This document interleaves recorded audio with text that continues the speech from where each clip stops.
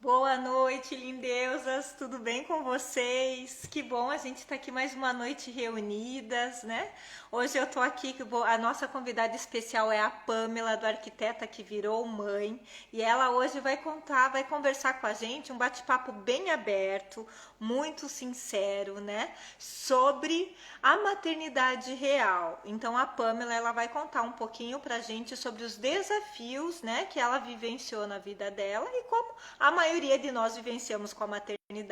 Então, como eu falei para vocês, né, as nossas lives elas vão ser um pouco mais profundas, elas vão acessar sentimentos e questões que normalmente a gente não fala ou a gente não vê tão abertamente por aí. E aqui a gente quer entrar nesse mundo, né, nesse universo de forma muito real, nos abrindo, né, para essa oportunidade de a gente poder falar sobre esses assuntos que algumas vezes ficam mais guardadas como um tabu, né? E a Pamela, ela super topou de vir com a gente falar justamente sobre uma questão íntima dela que ela vai abrir aqui pra gente, tá? Então, eu vou chamar a Pamela, ela já tá aqui. Deixa eu... Tivemos alguns problemas técnicos antes. Vamos ver se agora ela consegue me escutar. Olá, agora escuta! Aê! Agora sim! Ê!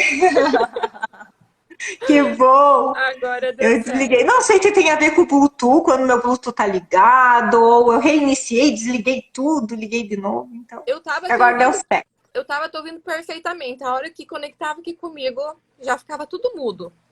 Aí eu não via Ah, mais. então, mas que bom. Seja bem-vinda, Pan. Obrigada, agradeço Obrigada o por aceitar meu convite. convite. Imagina, eu Obrigada, adoro. obrigada. Né? Adoro falar sobre a Essa maternidade. Essa mãezona não. E a Pamela é uma mãezona, né? Para quem ainda não conhece a Pamela, acessem o perfil dela, tá? Arquiteta que virou mãe. Eu depois vou deixar marcadinho aqui também, que vocês vão ver, assim, tem muita coisa linda e bacana de maternidade que ela posta lá sobre o dia a dia dela com os meninos, né? Com o Felipe e com o João Luca. Muita Então, e hoje amamentação. ela e muita coisa sobre a amamentação, que é linda. Ela é uma incentivadora da amamentação, uma incentivadora também do parto normal, né? Teve 2 partos domiciliares, então ela também, né, é uma ativista, na verdade, né, e defensora para que a mulher ela tenha o parto dos seus sonhos, né, independente do local que essa mulher deseja ter o seu bebê. E que ela, né, que essa mulher ela possa ter informação de qualidade para que ela consiga tomar decisões através de informação, né? Então, o espaço é todo seu. Seja bem-vinda, minha Deus. Eu que agradeço o convite. Então, Vanessa, vamos falar sobre o que, puerpério? Então, na Assim, verdade, assim, a ideia é que esse espaço ele seja para a gente falar abertamente sobre as nossas dificuldades também, porque às vezes a gente vê muita questão assim que fala sobre a maternidade ou algumas questões da maternidade que acaba ficando um pouco superficial, que a gente não entra tão profundo, às vezes por não ter oportunidade e outras por a gente ficar com medo de julgamentos, com medo de ser menos mãe, né? A história do menos mãe, mal de interpretada. né, mal interpretada, de assumir em público que nós não somos mães perfeitas, né? Sim. Então, aqui é um espaço aberto para a gente mostrar as nossas vulnerabilidades, que sim, somos pessoas normais, continuamos sendo mulheres com todas as emoções, sentimentos, né? Além de mãe. Mãe é uma das, Sim, né? Uma das das nossas funções. facetas. Isso, É, bem isso. Então, fique à vontade para falar aquilo que você sentir no seu coração para compartilhar com a gente. tá bem. Então, uma vez me falaram que o parto era apenas uma amostra da maternidade. Que era apenas uma amostra. É bem verdade, né? Porque é doído, é sofrido, a gente pensa, meu Deus. Mas aí você vê que a maternidade, no geral, é bem mais punk do que o parto em si. Que o Então, desafio não é o parir, né? Que tem um desafio não. muito maior que vem pela frente. É só uma amostra, o parir é só uma amostra. Então, É. eu tive meus partos, foram perfeitos, super rápidos, foram domiciliares. com a equipe manjedora, então assim, nota 10 para tudo, né? Aí, chegando em casa, eu comecei a ter medo. Mas era um medo assim descontrolado, era um medo, não é. Eu tinha um medo assim fora do normal. Então eu vim para casa com o Gianluca, né, meu primeiro filho, e eu passei a ter medo num nível que eu não abria uma janela de casa porque eu tinha medo que entrasse alguém e matasse eu e ele. Então eu passei a ficar em casa com ele, né, todos os dias. Na primeira semana foi tranquilo porque o Júlio ficou em casa, né? Então assim, deu aquela primeira semana que ele voltou a trabalhar no escritório e eu fiquei sozinha com ele. Não era assim medo, ai, o que eu vou fazer se ele chorar, né? Não sei lidar com o bebê. Não era esse tipo de medo, era um medo absurdo. Um medo fora do normal. Então, assim, eu não abria a janela porque eu tinha medo que entrasse alguém. Se a gente tinha que sair em algum lugar, uma consulta, que tinha que pegar BR, eu tinha medo que a gente fosse bater numa carreta de frente, ia morrer todo mundo. Eu tinha medo de sair passear a pé, como se viesse um carro e fosse atropelar a gente, assim. Então era um medo absurdo. E isso começou a me paralisar. Então teve uma vez que a Isso gente foi saiu... só depois da maternidade, Pã, ou antes você já Só tinha? depois. Só depois. No puerpério. Que começou esse medo. Então até que isso começou a me paralisar. Então a gente saía para passear, fim da tarde, fim do dia, né? E eu chegava até a esquina ali, eu travava. Eu falava pro Júlio, vamos embora que eu tô passando mal, eu vou morrer, eu vou morrer, eu vou morrer. E eu comecei a ter essas crises.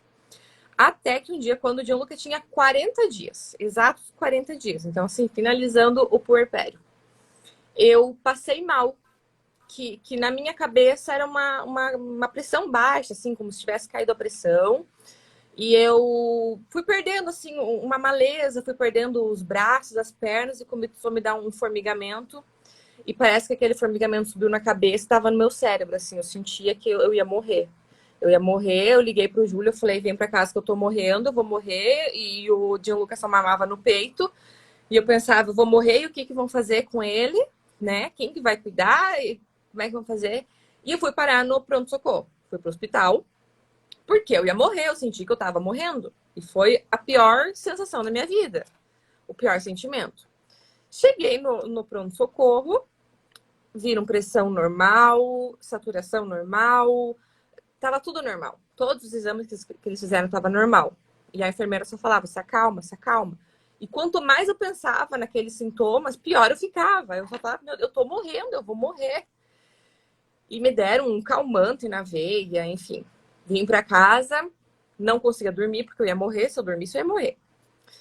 No outro dia, acordei mal ainda, aquela coisa, uma dor no peito, uma dor no peito. Eu falava pro Júlio, alguma coisa tá errada. Eu vou morrer, eu tô sentindo que eu tô morrendo. E fiquei uns 2 dias mal. Aí passou. Mas passou a crise. Mas o medo continuou. Aí depois eu tinha mais medo ainda. Cada dia que eu acordava de manhã, eu pensava, será que hoje eu vou ter aquilo e hoje eu vou morrer? Então, assim, eu passei a não dormir mais. Mãe já dorme pouco, né? Mas eu passei a ter insônia, então eu já não dormia. Eu fui para um neurologista, porque eu falava pro Júlio, eu tô com alguma coisa na minha cabeça, no meu cérebro, é alguma coisa grave, é um tumor, eu não sei, eu só sei que eu vou morrer. Aí começou a maratona. Fui no neurologista, não tinha nada. E aquela dor no peito, fui para cardiologista, não tinha nada. E eu ia e eu falava dos meus sintomas e ninguém sabia, não tinha nada, sabe? Tudo normal. Até que um dia eu vi uma postagem no Facebook falando sintomas físicos de uma crise de pânico, da síndrome do pânico. E eu comecei a ler aquilo e era a lista assim completa de tudo que eu tinha. Ou seja, eu estava com síndrome do pânico, já em estado avançado, porque assim, eu não passava 3 dias sem ter uma crise dessas que eu vou morrer, que eu ia morrer. E eu descobri um post no Facebook. Eu fui então pro hospital, pro pronto-socorro, com todos os sintomas, ninguém sabia dizer o que era, sabe? Hoje eu vejo, quando eu sei que alguém tá mal, só de olhar assim, eu já sei identificar que é uma crise de pânico, porque é exatamente o que eu tinha. Eu tive crises de me entortar os dedos, me entortar a boca, como se eu estivesse tendo um AVC. Eu tive crise de chorar de dor no peito, eu gritava, eu falava, eu tô infartando, eu tô infartando. Aí eu tenho uma amiga minha que é enfermeira e ela veio e me avaliou. Ela falou, não, tua pupila não tá dilatada. Me avaliou, ela falou, se acalma, tu não tá. Eu falei, eu tô infartando, eu não aguento de dor no peito. Eu chorava de dor no peito. E era uma crise de pânico. Aí, mas isso começou tudo no puerpério. Então, antes do Junca nascer, não tinha nada disso, né? Aí começou, eu tive pensamento suicida. Então, um dia eu vi um post, um texto de uma mãe falando que ela passou, que o bebê dela nasceu, ela assim, desenvolveu síndrome do pânico, depressão pós-parto, e ela falou que ela evitava de passar perto da escada com o bebê, porque ela imaginava tirando o bebê da escada. E aquilo aquilo me doeu na alma quando eu li aquilo. E foi um gatilho, porque eu olhava para a escada e eu me imaginava como é que eu ia amarrar uma corda ali, sabe? Uma loucura, assim. Aí eu comecei a ficar mal. Então, assim, cada dia que passava eu tava mais mal. Era como se fosse uma eterna crise de pânico. Então, eu já acordava com sintomas, eu ficava o dia inteiro, eu só chorava. Eu não conseguia mais comer. Até que, logo que eu descobri a gravidez do Filipe, na verdade, um dos sintomas que eu desconfiei que eu tivesse grávida foi que tudo ficou pior. Então, assim, intensificou muito mais. A ponto, assim, de eu perder o controle totalmente. E aí eu descobri a gravidez e eu descobri que por conta dos hormônios e tal, então tudo ficou mais intenso. Então, imagina, uma grávida ali chora assistindo uma propaganda de margarina, né? Aí tu pega essa pessoa que já tá, né, com o psicológico abalado, aí vem a enxurrada de hormônio, aí eu fui pra psiquiatra. Aí ela, então, falou que eu tinha transtorno de ansiedade generalizada. Como eu não fui tratada a tempo disso, eu desenvolvi a síndrome do pânico no puerpério por questões hormonais e tudo, essa bagagem que vem, né, com o nascimento do bebê, que só quem passa sabe. Eu sempre falo, se preparem para o parto, mas se preparem para o puerpério, porque ali o bicho pega. E eu já É porque estava a com... mãe ela já nasce um medo junto, né? Na hora que tem o bebê, não vai me dizer, atire a primeira pedra a mãe que não foi olhar se o bebê estava respirando no berço, né? Porque todas vamos lá ver, porque a gente não sabe se o nosso bebê está respirando, a gente tem dá aquele gelo interno, assim, naquele primeiro momento que a gente imagina que o bebê pode não estar respirando, que gela inteira, né? Meu Deus, né? E eu acho que toda mãe passa por isso, né? Só que o teu foi uma questão mais avançada, foi patológico mesmo, né? Porque a gente tem que diferenciar uma melancolia pós-parto, que tem até um certo, né, altura, ela é normal, né, que é o baby blues, e existe a questão patológica, que precisa de ajuda profissional, né? Eu digo que esse medo de ver se está respirando é um medo natural, é um medo sadio, né? Mas agora esse medo de não abrir uma janela de casa porque vai entrar alguém que vai matar todo mundo, de não sair na calçada porque alguém vai atropelar, a gente vai morrer. Eram medos, assim, absurdos. E aí a psiquiatra falou que como eu não tinha tratado a síndrome do pânico a tempo, eu já estava em depressão. Então esses pensamentos suicidas foi já por conta da depressão. Aí, então, eu amamentava o Junca e eu estava grávida do Filipe. E chegou num nível, assim, que eu tentei tudo que é tipo de terapia, de florar, tudo que fosse natural, eu tentei. Eu falava pro Júlio, eu não quero tomar remédio em últimos casos, mas eu tentei de tudo. Só que como ela falou que já estava num estágio, assim, muito avançado. Se eu tivesse logo, assim, nos primeiros sintomas, né, tratado, a gente conseguiria reverter, mas já estava muito... Eu não conseguia falar sem chorar, então eu só chorava. Infelizmente, os profissionais que te atenderam no início não diagnosticaram que você estava tendo uma crise de pânico e que aquilo, na verdade, te medicaram ali com um calmante, mas não com o que precisava realmente, um acompanhamento, né, ou uma avaliação para um psiquiatra para ver, né, se era necessário ou não ser medicada, né, ou tratada naquele momento. Eu penso que se na primeira crise que eu fui para o hospital, se tivesse me falado, calma, é uma crise de pânico, tudo bem, né, psicológico e tal, mas não, ninguém sabia o que era, então eu pensava, meu Deus, é muito mais grave. Então isso foi alimentando, eu fui alimentando o problema. Fui no neurologista, Uhum. não tinha nada. Então é mais grave ainda. Então eu vou ter que ir no cardiologista. Eu ia no cardiologista, não era. Meu Deus, é mais grave ainda que ninguém tá descobrindo. Então isso foi alimentando, sabe? Eu penso que se de começo que a gente tivesse falado é uma crise de pânico, se acalma, vai passar, porque sempre passa. A hora que vem a crise, a gente, meu Deus, vai morrer, mas sempre passa. Só que sempre que vem uma nova crise, o desespero é o mesmo. A única sensação é de morte. Aí eu tive que entrar com a medicação grávida, amamentando, a única medicação que tinha estudos falando que era seguro, né, Que era durante a amamentação, compatível. durante a gestação, Uhum. isso, a única. E tinha chance ainda de não dar certo, né, do meu organismo não aceitar essa medicação. Graças a Deus deu certo, mas foi 3 meses de adaptação. Então, assim, foram os piores 3 meses da minha vida, porque isso a psiquiatra me explicou que antes do efeito da medicação fazer efeito no organismo, ela causa um efeito rebote. Então, tudo que eu estava sentindo de ruim piorou, assim, 10 vezes. Meu Deus. Aí eu saía a correr aqui atrás de casa, que o pátio é bem grande, e correr, chorava, e eu gritava, meu Deus, por que eu tô assim?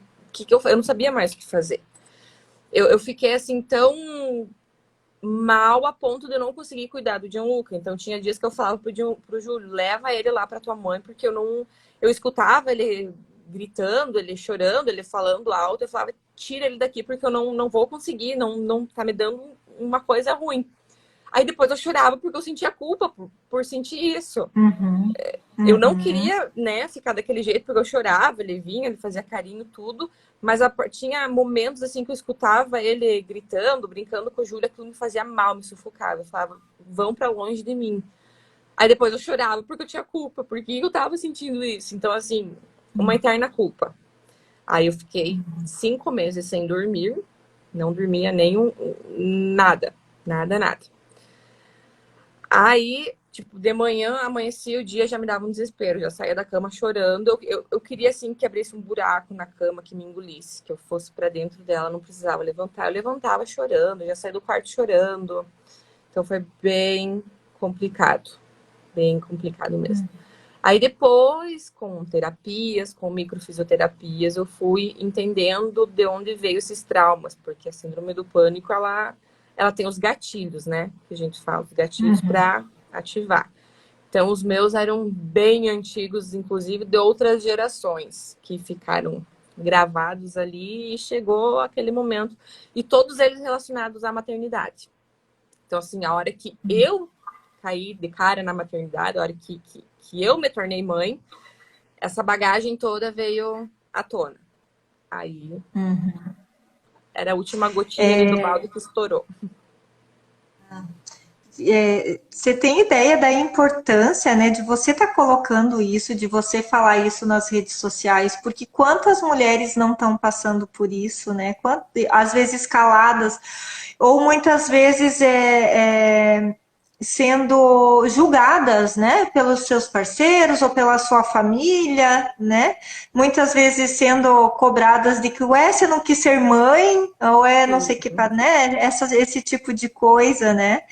Então, assim, o quanto é importante você vir falar sobre isso, porque você abre a oportunidade de outras mulheres se reconhecerem no teu contexto, né? E de verem que tem ajuda, que precisa buscar ajuda, que não tem que viver aquilo. E a gente escuta várias mulheres, eu que converso direto com mães, com mulheres, a gente vê, assim, o quanto tem algumas que elas estão à beira da loucura, assim, de não saber mais o que fazer. E cada vez mais. E a autocobrança é muito maior, né? Porque aquela história assim, ai, tem uma família linda, um casamento perfeito, né, filhos perfeitos, tem tudo, não sei o quê.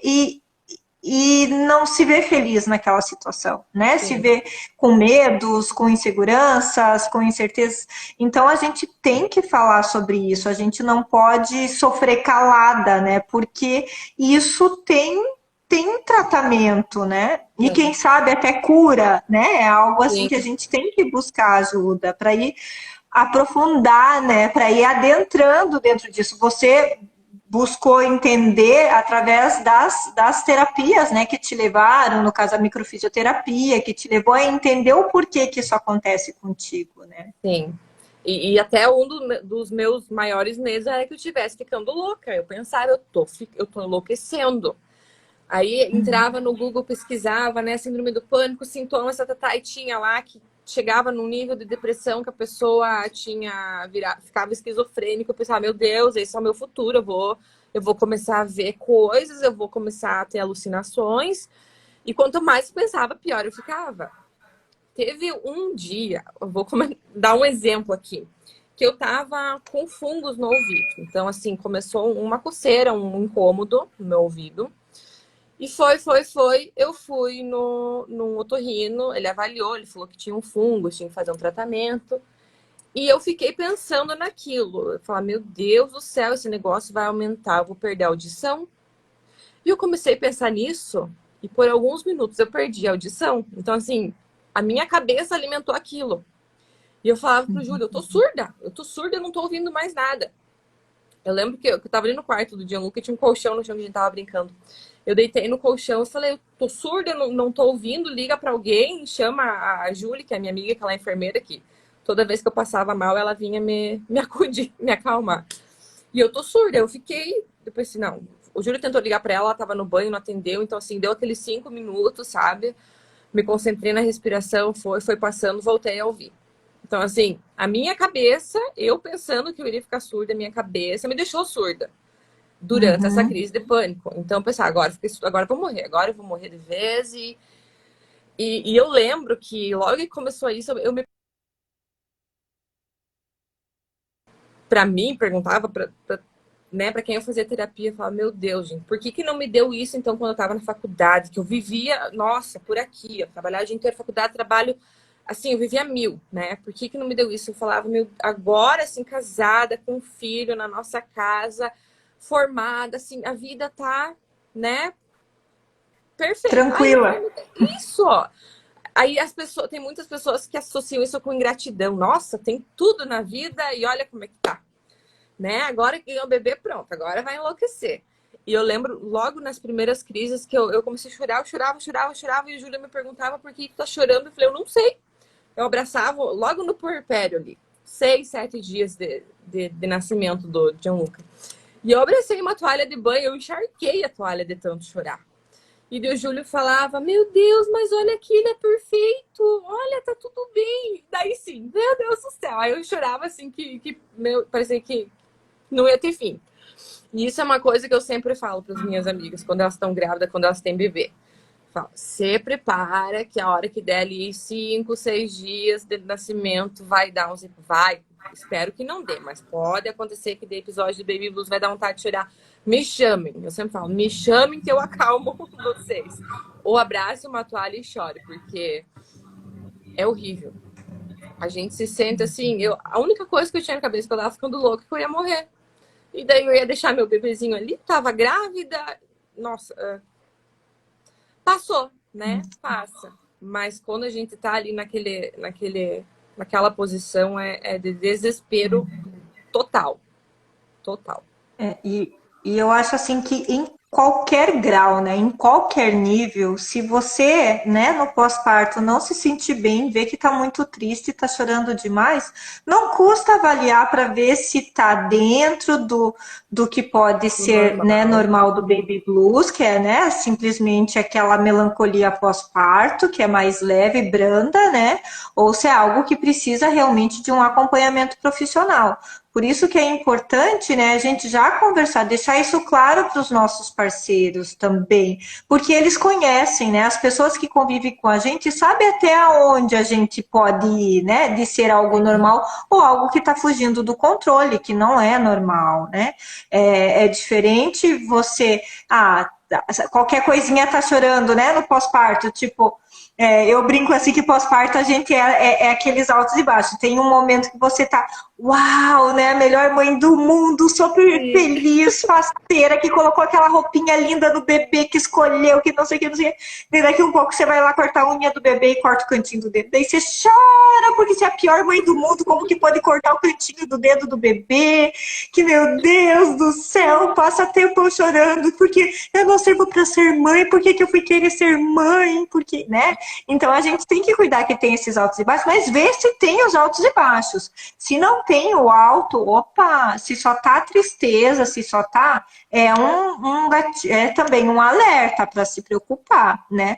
E outra coisa que a gente tem que entender que o amor de mãe, ele é construído. Ele não é uma coisa que, tipo assim, nasceu, Nasceu. né? E uau! Né? Não, a gente demora um tempinho para se reconhecer como mãe ali, né? Para olhar assim, "Ah, sou mãe de verdade, agora é tudo comigo, agora depende de mim, agora é aqui, né? Tá aqui fora, tipo. É um E, nível que nos primeiros dias ali pós-nascimento eu não sabia que dia da semana que era, eu não sabia se era segunda, se era domingo, eu não tinha mais noção do dia da semana, dia 10, dia 11. E chega um momento que tu se pergunta assim, mas quem sou eu? Cadê a Pamela? Eu não sou essa pessoa, eu não sou essa mulher. Aí começa a dar saudade da vida de antes, ao mesmo tempo você pensa que nunca viveu tão feliz como você está vivendo agora. Mas um uhum. dia eu tinha esse pensamento que eu vou falar aqui, que eu nunca tinha falado pra ninguém, que ser mãe é um amor que dói, né? Você ama a ponto de sentir dor de tanto amor. E um dia eu tava conversando com uma amiga dela, falou: Pamela, às vezes eu pergunto que eu não queria ter conhecido esse amor, porque eu tenho muito medo de perder. E eu falei, é exatamente o que eu sinto. Às vezes eu me pergunto, meu Deus, por quê? Às vezes eu penso assim, eu amo tanto eles, eu amo tanto ser mãe, que às vezes que dá medo. Dá medo. Nossa, às vezes eu penso que eu não queria ter sentido esse amor de tanto medo que eu tenho de perder. E é muito forte, né? É muito intenso. Mas uma coisa, assim, Eu que eu falo, falo na que... verdade, o amor dói. O amor dói, independente de quem for, né? Sim, Amar dói, né? Não adianta. Então, e quando é filho, é um amor ainda, né, maior. Mas qualquer outro tipo de amor dói, né? Amor de parceiro, amor de tudo, né? A gente não está isento da dor, né? De se decepcionar de alguma forma, né? sim. Então, junto com o amor vem a dor, né? Mas que bom que a gente tá vivo para viver isso, né? Tá vivo para ter essas experiências, porque ter uma vida morna, isso é até bíblico, né? Sim. A vida não é isso que Deus quer pra gente, né? Quer a gente no movimento, no amor, na doação, no servir ao outro, né? No servir dos nossos filhos, nessa. Aí depois que nasce o Então, primeiro, a gente já quer o segundo, a gente já quer o terceiro e a gente quer mais. a Pamela já quer o terceiro, né? Eu quero sim. Mas voltando ao assunto ali do puerpério, né, daqueles dias difíceis, uma coisa assim que me ajudou, que me ajudou muito, foi ter o contato da minha doula, que era a Thaís, né, na época. Acho que eu nem te conhecia, Vanessa, né? Mas era a Thaís. Então, assim, eu sempre falo, independente de parto, cesárea, do que for, gente, tem uma doula. Então, assim, ela me acolheu durante a gestação inteira, me informou, me tirou as dúvidas no dia do parto, sem palavras. Eu sempre falo assim, que no começo eu falava pro Júlio da doula, ele falou, mas será que precisa mesmo? Mas ele nunca discutiu, né? Nunca, será que precisa? Precisa, então vamos. Hoje é ele que bate o pé, tem que ter doula. Quando ele escuta que alguém tá grávida, já tem doula, ele questiona, né? Tem que ter doula. Então, assim, quando começou esses episódios do Baby Blues, o choro, eu já chamava ela, Thaís, tô com choro. Por quê? O que tá sentindo? Não um abraço, uma toalha e chora. Você tem que aprender que agora você não é mais a mesma Pamela, que você saiu do papel de filha, de esposa para mãe e os hormônios estão. Então, assim, ela foi me explicando tudo o que estava acontecendo e foi me acalmando. Então, eu falava com ela, chorava um pouco, daí, não, se ela falou que tá normal, eu já ia me acalmando, sabe? Então, isso me ajudou Uhum. bastante. E ter esse apoio, porque eu não tinha referências assim de amigas que já tivessem tido filho, que passassem por isso, que eu pudesse ligar, tô assim, é normal. Então, assim, ela foi o meu apoio. Então, por isso que hoje em dia, quando eu tenho alguma amiga que tá grávida, que ganha o bebê, eu já falo, deu Baby Blues, me chama, vamos conversar, que eu acabo. Já assim, eu preparo já durante a gestação. Elas já ficam preparadas, porque pode acontecer. Às vezes eu pergunto aí, deu? Ah, chorei um pouquinho. Não, mas daí como você já tinha falado que era normal, passou rapidinho. Então, assim, é informação, né? É troca de informação. Porque normalmente o que a gente vê nas redes sociais é a parte bonita, né? É a parte dela, é a parte que tá dando certo. Né? Então, isso é o que a gente está vendo, né, nas redes sociais. Então, parece que de todo mundo é perfeito, só eu que não tô, eu que tô vendo o problema, ou eu que não tô feliz, ou eu que não sei quem, enquanto tá todo mundo feliz postando fotos maravilhosas, né, e fazendo ensaios fotográficos e tudo mais, aí enquanto eu tô aqui chorando. Aí começa a cobrança, a frustração, aquela comparação, meu Deus, todo mundo ama ser mãe, todo mundo é linda, maravilhosa, e eu tô aqui um caco, né? Que ser mãe é a melhor coisa do mundo. Não, tem momentos que a gente quer tipo assim, ai, dá uma pausa de ser mãe. Tempo, por favor. Dá pra ter, assim, no final de semana, assim, só ser eu. Né? Não ser a mãe do fulano do Beltrano. Esses dias eu falei pro Júlio, eu vou pôr o Gianluca de novo na barriga. Tem dias que... Ai, vem pra dentro de novo. Vem, dá pra engolir? Não dá pra engolir de novo? Mas dizem, né, que na maternidade a fase seguinte é bem mais difícil, né? É sempre mais difícil do que a gente tá. Então, respira fundo e vai. Respira que, né, vai passar e vai vir outra. Vai passar e vai vir outra, né? Nem isso. Eu acho que vai preparando a gente por etapas, né? Porque sempre tem, né? Até hoje nossos pais não têm, né? Se não se preocupam com a gente, né? Se preocupam. Sim. Então, acho que a gente vai estar eternamente, né? Mãe e pai é para sempre, né? Não existe assim. Depois, a maternidade incomoda até os 40, né? Depois que os filhos fazem 40, aí fica tranquilo. Será? Será? Ai, ai. Mas uma coisa que eu acho também que é legal a gente conversar aqui e lembrar que quando a gente vira mãe, principalmente isso em todos, né? Cada filho é um porpério diferente, mas principalmente no primeiro, a gente vai dar de encontro a gente vai viver um luto muito importante, que é o luto de morrer aquela mulher que a gente conhecia. Aquela mulher completa, muitas vezes, que é muito independente, que faz e deixa de fazer, e vai e volta, né? A vida, assim, é uma vida livre, onde ela faz o que ela bem entende. De repente, ela vai estar com o bebê junto com ela, que ela vai estar ali 24 horas com o bebezinho, né? Com o piercingzinho de mamilo ali junto, né? Os bebês, eles vão estar o tempo todo com a gente. Então, até a gente se reconhecer nesse papel de mãe, a gente se perde no papel da mulher que a gente era. E nesse processo tem um luto que a gente precisa viver. A gente não pode menosprezar isso. A gente não pode...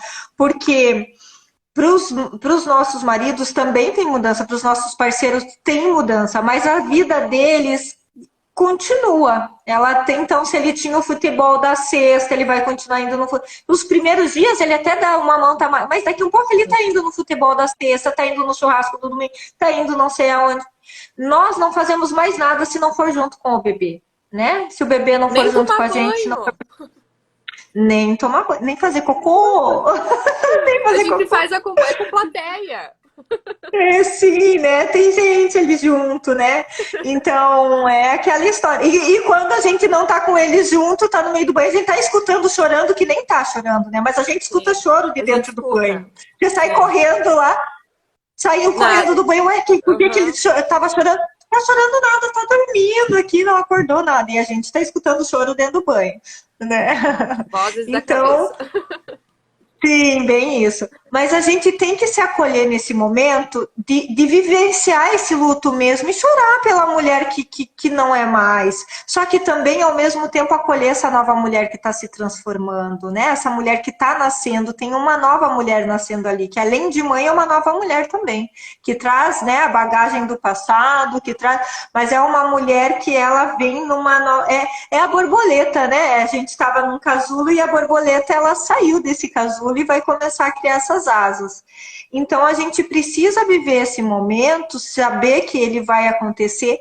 Chorar é o que é mais, o que limpa a alma, assim, sabe? Que entrar no banho, deixa a água cair, chora, chora, abraça uma amiga, chora, se não tá. Agora a gente nesse momento de isolamento, eu penso assim, esse porpério no isolamento não deve estar sendo fácil, né? De não poder. Tem os dois lados, na verdade, né? Tem o lado que não, né, de não ter as pessoas que a gente gostaria para nos dar aquele suporte, assim, mas tem o lado também de não ter toda aquela gentarada, né, para vir dar pitaco desnecessário, que também, né, que também tem aquele outro momento que deixa a gente louca também, né? Sim, de perder a paciência. De perder a... Não, de a gente ficar louca mesmo de não saber, porque cada hora é uma pessoa falando uma coisa para você fazer de um jeito, para você não sei o que, o outro vem do outro, daí você vai no médico diz outro, daí você vai no outro médico é outro, e você vai ficando, meu Deus, como que faz? O que é o certo, né? O que eu devo fazer? Porque a gente fica maluca, não.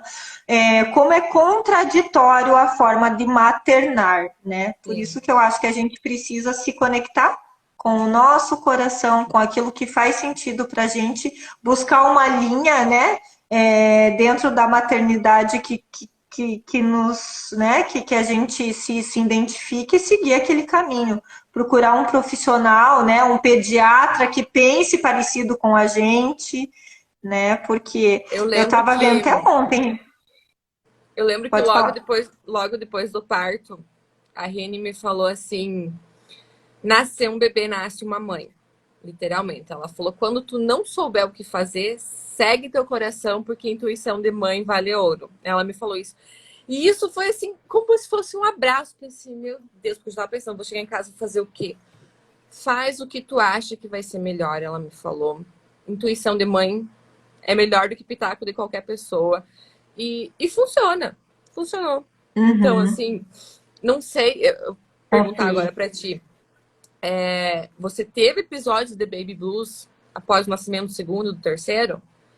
Porque eu não tive, eu só tive do Gianluca. Eu acho que pelo fato de eu já saber o que eu ia viver, porque um dia me falaram que o segundo já nasce andando e falando, e praticamente foi assim. Eu já sabia o que ia acontecer, eu já estava esperando o choro, e eu não tive. Eu acho que pelo fato de eu já saber, né? Já ter vivenciado aquilo, então não foi nenhuma novidade, nenhuma surpresa, então foi bem mais tranquilo, assim, sem comparação. Pra ti também? Não, pra mim teve aquela questão de que eu tô começando de novo, tá vindo novamente, né?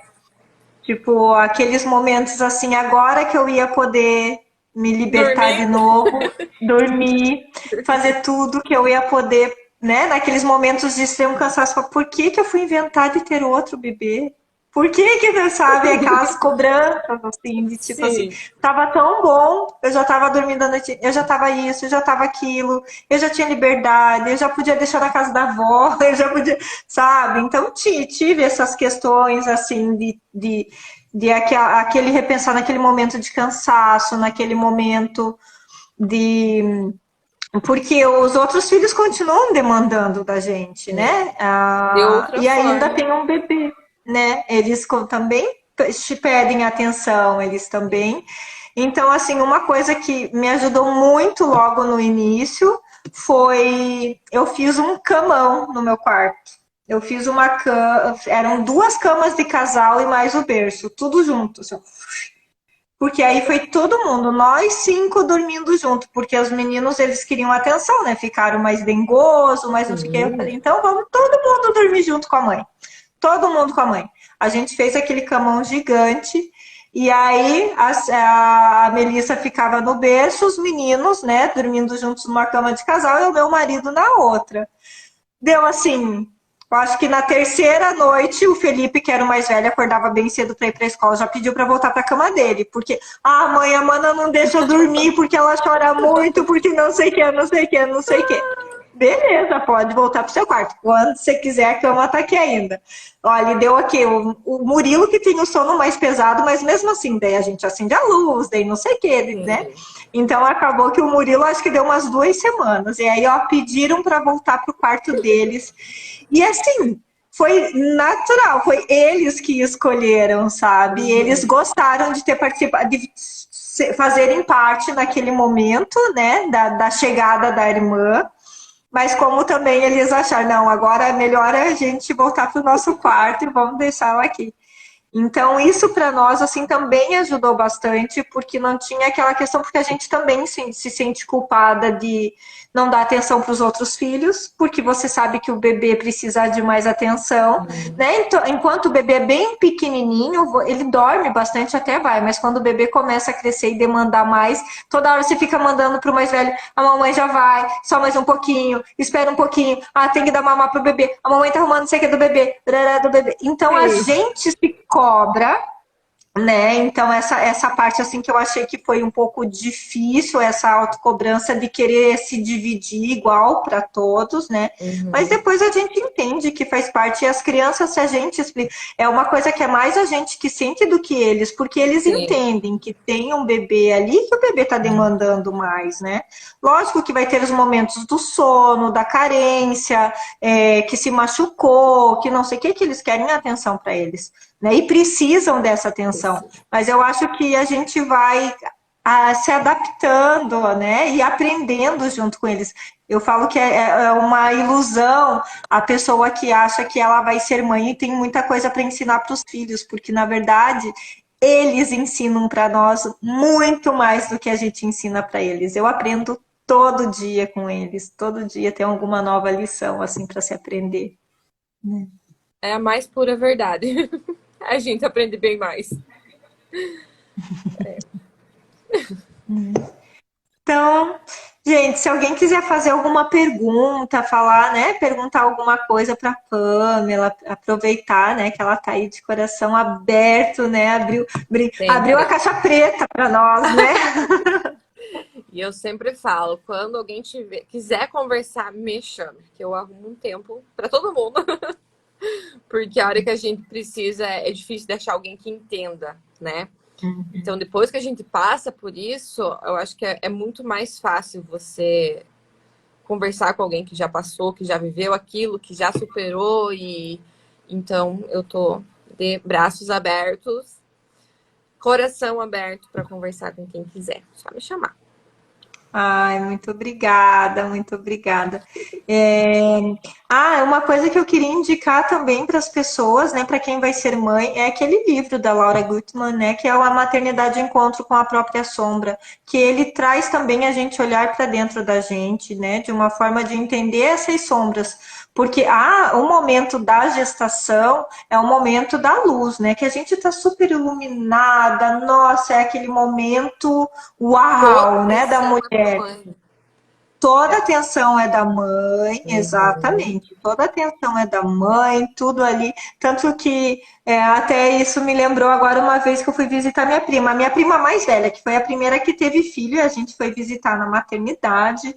E aí eu lembro que ela chorava.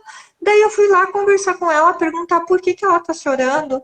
Porque todo mundo só dá atenção pro bebê, ninguém veio aqui perguntar como eu tô, e não sei o quê, sabe? Porque daí eu vi todo mundo ficou lá em cima do bebê e eu fui ali ficar do ladinho conversando com ela, mas eu devia ter uns 12 anos, por aí, uma menina, e ela foi a única que foi dar atenção pra ela, sabe? E daí ela desabou lá pra mim, porque... né? Ela falava assim, quando você vê alguma mulher que tenha bebê, vai lá conversar com ela dizia. Um dia eu vi, alguém comentou que a mãe é uma caixa de presente, né? Então ela tá com o presente ali dentro, a hora que abriu e pegaram o presente, ninguém mais lembra da caixa. A embalagem fica de lado. E é bem assim. Ficou ali a embalagem, né? Então é importante, né, a gente entender, né, essa fase e tá do lado das, né, mulheres com mulheres, né, assim, entender essa questão, porque as avós querem o bebê, né, mesmo a mãe da mãe, às vezes a gente fala, mas eu queria minha mãe aqui comigo, né, eu quero minha mãe, mas a mãe da mãe também quer o bebê ali naquela hora, né, ela esquece daquele momento. Bem assim. E esse livro, né, Maternidade com Encontro com a Própria Sombra, ele vem falar desse lado obscuro que vem depois das nossas sombras mesmo, porque depois que passa esse momento, vem a parte que a gente começa a olhar para a gente com esse outro olhar, esse olhar de auto, porque a gente vai começar a descobrir coisas na gente que a gente não conhecia antes. Como você, né, porque descobriu essa síndrome com você que você nunca tinha vivenciado antes e que não é algo que aconteceu porque ele nasceu, era algo que já estava com você, simplesmente foi ali, né, o gatilho Sim. do transtorno, né? Mas que esse transtorno você já tinha com você, mas ele não tinha ainda, né, Se aparecido, manifestado. se É, manifestado bem isso. E exatamente. quantas coisas que vão acontecer. E muitas acontecem no parto, gente, tá? Tem muita coisa que a gente vai viver durante o parto ali. Então, tem partos, por isso que eu falo que tem partos que são tão que curam tanto, que curam que a vida inteira de terapia não iria curar e que às vezes dentro de um momento de parto tem uma cura enorme. Então é muito importante, né? A gente também se dá essa oportunidade de vivenciar esse momento, porque são portais que a gente passa que não tem como explicar sem vivenciar, né? É. A gente entra de uma forma nesse portal e a gente sai de outro em outro. A maternidade em si, independente da via de parto, ela tem isso também. Mas o parto normal, a cascata hormonal e tudo que a gente recebe não tem nenhum outro momento que a gente vai receber tanto hormônio e dessa forma, né, que ele é feito. Então, assim, o que aquilo acontece, aquela experiência, ela é uma experiência assim de muita cura também, né? Terapêutico, assim, tanto que existe várias outras terapias, né? Existe terapias que se faz agora justamente que é para vivenciar, né, o próprio parto, que você viver o seu próprio nascimento, né? Principalmente para as pessoas que nasceram também de parto cirúrgico, né, ou coisa assim, aquele bebê que estava esperando, né, que ia nascer de parto normal e aí veio por parto cirúrgico, ou coisa assim, que também tem essas terapias que fazem vivenciar. E é por isso que a gente fica com tanta saudade do parto, porque é muito bom. É muito, é É ruim, mas é ótimo. bom.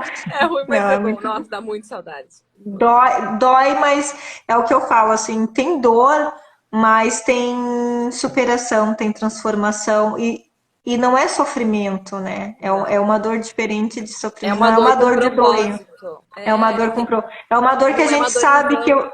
que o bebê vai nascer e já vai acabar. É uma dor que não é uma coisa assim, é uma doença que eu não sei quando eu vou me curar. Não, aquilo ali é uma vida, eu tenho, mostrando que eu tenho saúde, né? Eu estou saudável, eu tenho saúde e é só essa dor, é só os últimos abraços, né, do nosso útero se despedindo do nosso lindinho, né? Isso mesmo, é uma dor de amor. É uma dor é uma dor, eu acho que é o útero mesmo abraçando ali, dizendo tchau, meu pequeno, né? Tchau, vai com a tua mamãe. E isso é renascimento, É renascimento. É morrer uma mulher para nascer outra. Literalmente. né? Então, é uma experiência assim, ó, nós somos suspeita a falar porque a gente bate muito em cima dessa questão, né, do quanto foi especial, do quanto os nossos partos foram maravilhosos. Nós duas temos, assim, os meus 3 partos foram incríveis. Eu só tenho coisas maravilhosas para falar dos meus partos, né? É por isso que falam aquela frase, né? Que toda mulher que tem um parto humanizado vira ativista. Porque É. não tem como você passar por aquela experiência e não desejar que outras mulheres passam. Porque é muito Uhum. maravilhoso, é transformador, é libertador. Então a gente deseja que as outras mulheres passem por aquilo também. Então eu acho que é automático. Tu tem o parto dos teus sonhos, tu vira ativista. Bem, igual a Eliane está dizendo aqui, né, que a mãe dela fala que a dor do parto passa assim que pega o bebê no colo. E é bem isso. O bebê nasceu, passou, tudo acabou. Passou. Foi tudo E não embora. é, não é forma de expressão de falar, a hora que pegar o bebê que esquece a dor. Não é que pegou e esqueceu, é porque parou mesmo, tipo, acaba a dor. Uhum, não Saiu o dói bebê, mais nada. acabou. É aquele alívio, Uhum. assim. Ai, que coisa boa. Eu brinco, tem o bebê e tem a placenta ainda, né? Tem a É placenta. placenta. Depois da placenta, vem a Ai, mas é muito bom. placenta. Ah, é maravilhoso, né? Deixa eu ver o que que ela tá dizendo. A Wanda, ela teve um parto normal e uma cesárea. E mesmo o parto, eu não, o parto que foi uma inteligente, o que que foi obstétrica, eu não entendi aqui, Wanda. Acho que é alguma intervenção Ah, obstétrica. mas mesmo com tanto sofrimento, digo que valeu. Deve ter sido intervenção, né? Que foi preciso. 5 quilos! O bebê nasceu com 5 quilos. Uau! Que bebezão! Nasceu com 2 meses quase. É, que bebezão! Ai, ai. Bebezão, parabéns. É, então, são momentos, né, que a gente passa e que... Ah, foi fórceps. Daí um parto que ele precisou de intervenção, né? E o fórceps Sim. é uma intervenção que normalmente é dolorido, né? A minha mãe também conta. Eu nasci de fórceps e minha mãe também conta como foi para ela, bem difícil, né? Hoje é um rapaz lindo. Ai, que bom. Que bom, muito obrigada, né, por compartilhar com a gente aqui a sua experiência. O parto se deixar, né, a gente falar de parto, a gente passa aqui a noite falando de Eu parto, porque é uma passo. coisa que a gente ama, né? Uma Sim. coisa que a gente ama.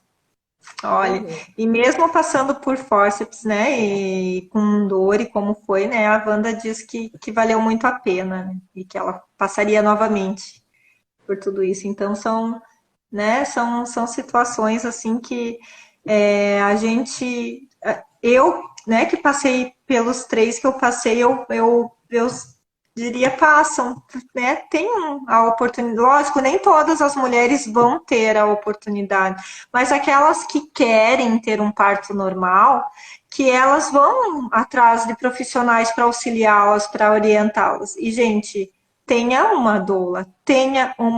Doula para mim foi a completa transformação assim na minha vida, foi ter uma doula. A minha doula eu sou grata eternamente pela existência dela, assim, porque foi uma pessoa que, nossa, né, não tem nem a gente não tem ideia do que é um parto, do que por mais que a gente estude, se informe, mas é muito diferente quando a gente está acompanhada de uma profissional, né? Então é muito eu digo para vocês, vão atrás, né? Se informe, pegue ajuda, né? Uma companheira, uma amiga. A doula se torna muito. Eu não, né? Pelo menos eu me tornei amiga de Sim. todas as minhas doulas. E da minha doula, assim, a gente vira alguém da família, né? Íntimo.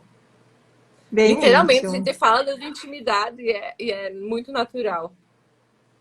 E a gente fala tudo, né? Sem pudores nenhum para ela, né? Às vezes coisas que a gente nem falou com nossos maridos, né? A gente fala para nossa doula. Verdade. Fica uma Né? comadre. Isso, é bem isso. Queridos. Então é isso, pessoas amadas, lindeusas, né? Gratidão pela participação de vocês. Gratidão, Pamela, ó, aqui, ó, no nosso coração, viu? Obrigada por abrir seu coração, né? Por contar, né, essa situação tão íntima sua, mas de extrema importância para todas as, né, para todas as mulheres ou para quem assistiu aqui poder também ajudar a diagnosticar, a avaliar, olhar, né, para outra mulher também com porque nem sempre a gente está atento, né? Então, com o exemplo, como o seu exemplo, a gente pode, né, se colocar numa forma de ajuda e de acolhimento à mulher que está precisando, né? Muito obrigada. Exatamente. Eu que agradeço o convite. Adoro, é uma honra sempre. Ai, que bom. Vou te chamar mais vezes, você sabe disso, né? Você Só faz chamar. parte aqui com a Só gente. convidar. O espaço aqui é seu junto, tá? E é isso, Ai, Wanda. gente. Somos mais fortes, né? Quando somos mães. A gente vê a nossa força, o nosso poder, né? A maternidade nos traz isso, né? Essa questão de força, poder.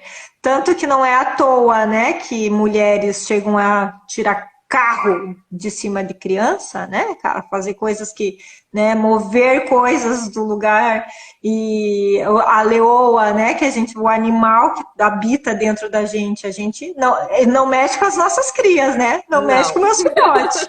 E aí sim, né? Então, É é bem isso. algo, né? Que a gente É não virar tem leoa. ideia. A gente não tem ideia da nossa força, do nosso poder. Então, aí a gente entende, né? Porque os animais selvagens, né? Quando estão com filhotes, são muito mais perigosos e agressivos, né? A gente entende muito bem, porque, se mexer com um dos meus filhotes. Bem isso. Então, gratidão a todos vocês, né? Isso mesmo, a Wanda dizendo, né, que ela entrou para ter o filho dela sendo uma pessoa e saiu outra. É isso mesmo, a gente sai transformada mesmo. E evolui a cada dia, né? Isso mesmo. E a transformação, ela não para, ela Não. continua o tempo todo, né? Então é isso. Um beijo. Deixa eu aproveitar e convidar vocês, você também, Pã. Amanhã, ao meio-dia, eu vou fazer uma live que todos os meios-dias agora eu vou trazer assuntos, saia fora da caixa, tá? É pra gente sair de dentro da caixa, começar a pensar diferente, abrir a mente sobre vários assuntos. E principalmente eu vou falar sobre os assuntos sobre as terapias frequenciais, vibracionais, as terapias quânticas, que é o que tem me ajudado muito e que tem trazido também muito retorno para as pessoas que eu estou trabalhando.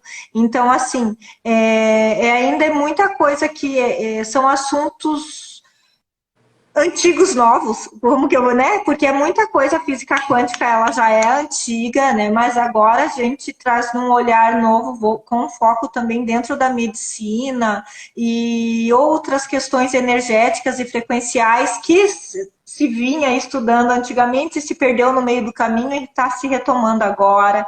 Então, muitas coisas, né? Coisas milenares, coisas que são lá de 7.000 anos atrás, né? Muito antes da medicina, que está agora há 150, vamos dizer, 130, 150 anos no máximo, né?